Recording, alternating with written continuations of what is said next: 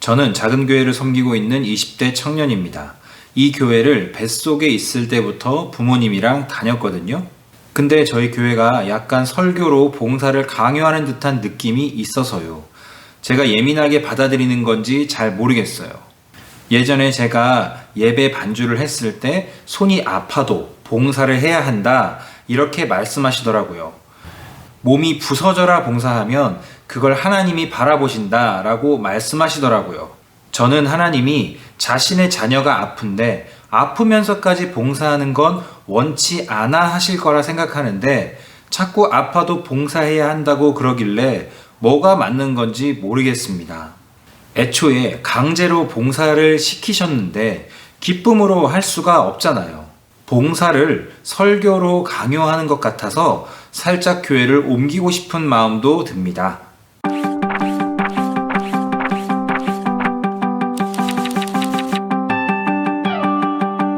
안녕하세요. 신앙맛집 박민수 목사입니다.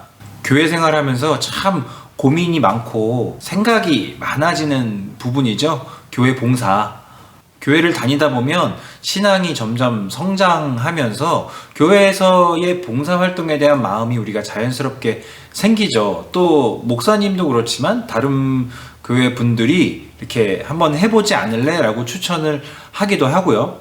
그런데 분위기가 조금 한번 해볼래? 이렇게 권유해보고 내가 스스로 결정해서 하는 경우는 그렇게 큰 문제는 없는 것 같은데 이렇게 하라고 강요를 할 때 그게 좀 상당히 어렵습니다.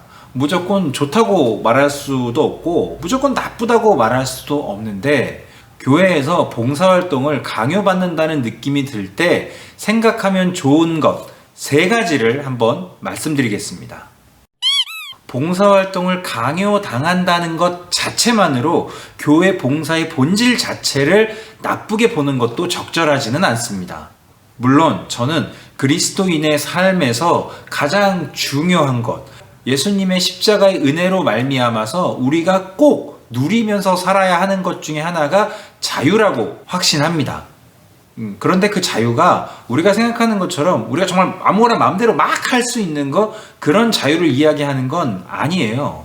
기본적으로 교회에서 봉사활동이나 내가 살아가면서 누군가를 섬기는 일을 할 때에 제일 중요한 건 우리 마음에서 자연스럽게 우러나오는 자원하는 마음, 하고 싶은 마음, 그게 맞아요. 왜냐하면 하나님께서 우리 마음 안에서 착한 일을 시작하게 하신다고 성경은 이야기하고 있거든요. 그래서 봉사와 섬김을 할 때 제일 중요한 건 우리 마음에서 우러나오는 자원하는 마음이에요. 그건 맞아요. 그러나 성경 전체적으로 봤을 때에 아닌 사례들이 있습니다. 한 가지만 이야기해 볼게요. 하나님께서 모세를 부르셨어요. 그래서 이스라엘 백성들을 이집트에서 좀 구원해 오는 역할, 그 리더의 역할을 네가 좀 감당해라 라고 했을 때 모세가 거절을 합니다. 저 못하겠어요 해요. 그런데 그때 하나님이 그래 그러면 네가 자원하는 마음이 없으니까 내가 다른 사람 찾아볼게? 아니었어요. 계속 말씀하셨고 나중에 모세가 반복적으로 못하겠다 하니까 하나님께서 화를 내셨어요. 결과론적으로 모세가 하나님께 순종을 했고 처음에는 억지로 갔지만 나중에는 기쁨으로 순종하면서 이스라엘 백성들을 구원해내는 역할을 잘 감당하거든요. 성경에 이런 사례들이 있기 때문에 강요받는다는 것 자체만으로 무조건 나쁘다라고 판단할 수는 없습니다. 만약에 나에게 봉사를 좀 했으면 좋겠다라고 말씀하시는 분의 태도가 정말 나에게 비인격적이다 그러면 그 태도는 문제가 되죠.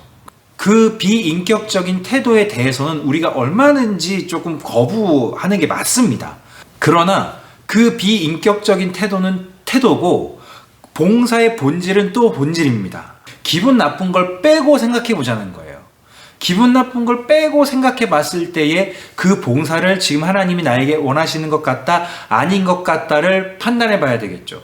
자원하는 마음이 지금 나에게 없다고 해서 그게 무조건 하나님이 원하시는 봉사가 아니다라고 단정지어서 말하기에는 성경에 다른 사례들이 있다는 겁니다. 제가 예전에 교회 봉사에 대해서 올린 영상에서 그런 얘기를 했거든요. 봉사를 하는 것 자체가 중요한 게 아니라, 이 봉사가 재밌는 게 중요한 게 아니라, 이 봉사를 통해서 내가 하나님을 어떻게 계속 만나고 있느냐가 중요한 거예요. 이 맥락 속에서 이 봉사 자체의 본질을 먼저 생각해 보시는 게 중요합니다. 목회자와의 관계 정립이 중요합니다. 우리가 지금 구약 시대에 살고 있지는 않죠. 그래서 목사님들이 뭐 구약의 레위인이다, 뭐 유일한 제사장이다, 뭐 이렇게 말할 수는 없어요. 그럼에도 불구하고 하나님께서 우리의 삶 가운데에 인간 목자를 세워주시는 것도 맞습니다.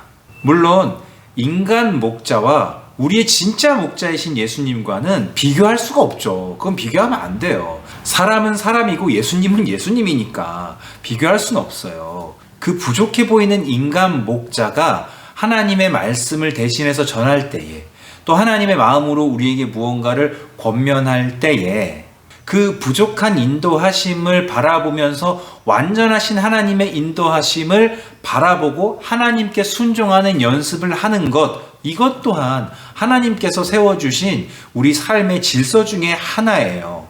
그럼 이런 태도가 적절하겠죠.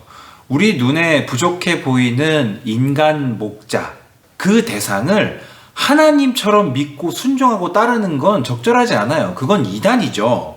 그럼에도 불구하고 하나님이 세워주신 인간 목자로서, 목사님으로서 내가 충분히 존중해 드리고, 나에게 해주시는 권면과 추천들에 대해서 그분이 나한테 그렇게 강요를 했다, 이것만 생각할 게 아니라 그 팩트, 이랬으면 좋겠다, 저랬으면 좋겠다의 그 내용을 통해서 우리가 하나님과 교제할 수 있고 소통할 수 있는 거죠.